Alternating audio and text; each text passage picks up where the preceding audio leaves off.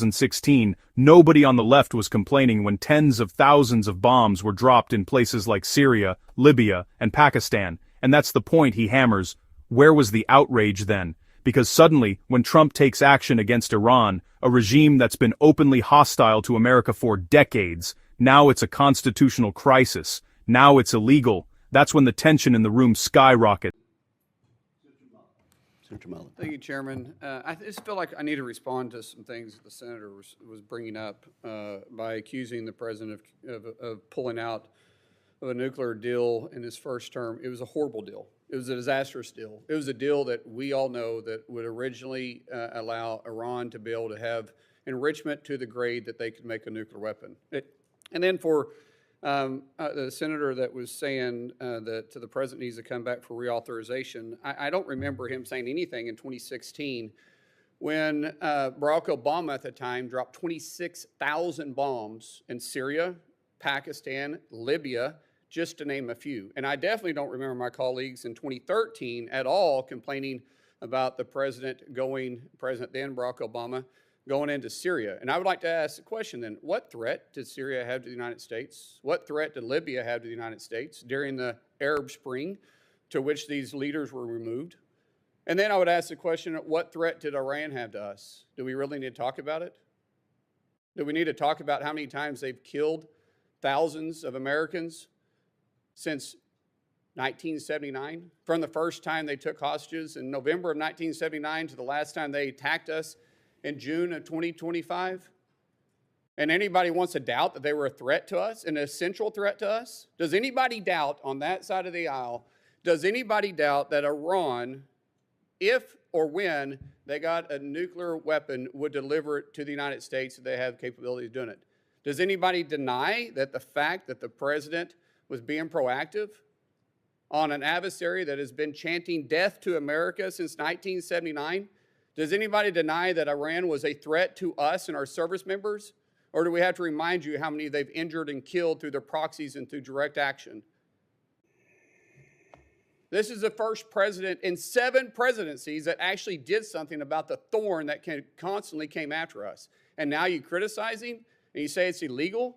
It's not. This same authorization is the same authorization that Democrats and Republican presidents in the past have used. And thank God we had a president with a backbone to finally get rid of this murderous regime.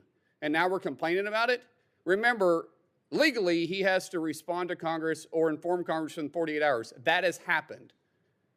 And then within 60 to 90 days, he needs to inform Congress if we're going to war and ask for specific war authorities. But the president, through Article 2, clearly has an obligation and the powers under the Constitution to defend our interest home and abroad. And there is no question he's defending our interest.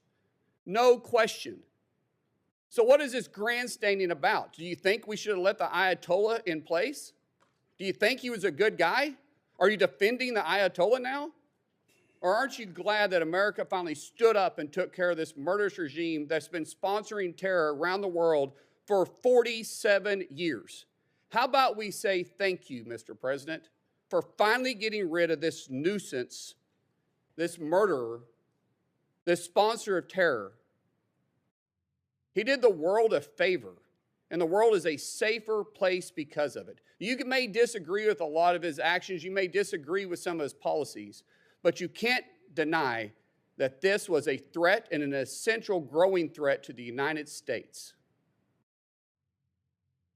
And you want to say he's playing politics and you get the politics behind it, Mr. Peters? You guys are playing politics. You guys are the ones that are grandstanding. The president's doing his job as commander-in-chief. And I think at one time or next, we should say thank you. Thank you for being a strong leader. But there's no way in God's green earth you guys can ever give the president, at least President Trump, any credit. Sorry. Thank you. Sir, I'm out. I still got 49 seconds. I got one question. Strategically speaking, Secretary Kobe, how is your department working with the Defense? How are you guys directly working with the Department of War on strategies specifically towards Russia with Canada? Or is there a strategy there? Well, thanks, Senator. We're working a lot with our Canadian partners.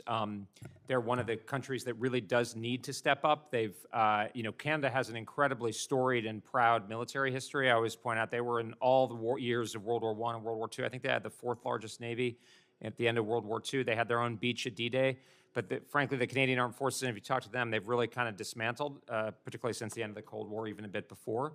So we're trying to get more Canada. We've actually engaged with them extensively. The Secretary and I met with Minister McGuinty a few months ago, and we've been in constant contact, or continuing contact with them, with a sense of where we think they need to go, not only to meet NATO targets, but also for homeland defense as part of NORAD, potential for Golden Dome, these other kinds of things. But we're really looking very carefully at Canada to make sure that they're stepping up in line with collective defense and what everybody in NATO is doing. Thank you. Thank you. You need to see this because things just got heated in Congress. And honestly, this is exactly the kind of moment the mainstream media sweeps right under the rug. Before I jump in, make sure you hit like and subscribe because I break this stuff down straight. No spin, no excuses. So, picture this. A senator just went off defending President Trump's actions on Iran. And let me tell you, this was not your typical buttoned-up speech. This was raw. It was direct. And it exposed a massive double standard in Washington. He kicked things off by calling out the whole narrative around the Iran nuclear deal, flat out saying it was a disaster. Not flawed, not imperfect, a disaster. And he doubled down, arguing that deal would have eventually led to Iran getting nuclear weapons anyway. Now here's where it gets interesting. He flips the script, brings up Barack Obama, reminding everyone that back in 2016, nobody on the left was complaining when tens of thousands of bombs were dropped in places like Syria, Libya, and Pakistan. And that's the point he hammers. Where was the outrage then?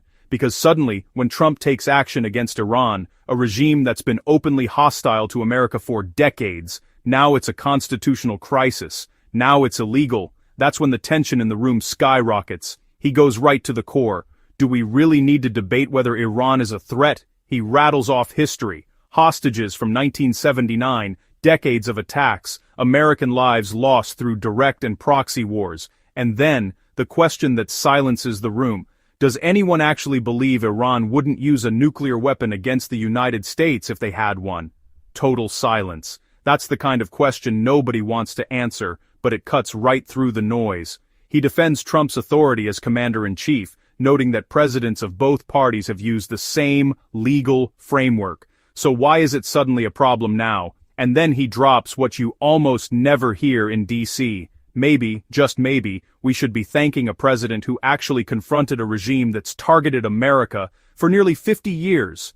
Not tiptoeing, not delaying, actually confronting. That's the real divide. It's about whether you face reality or keep playing politics. He closes by calling out what he sees as pure grandstanding from the opposition, saying they're more interested in scoring points than acknowledging a real national security threat. Whether you agree with him or not, one thing is clear. That room got real uncomfortable, real fast. Like and subscribe for more breakdowns. No spin, just the facts.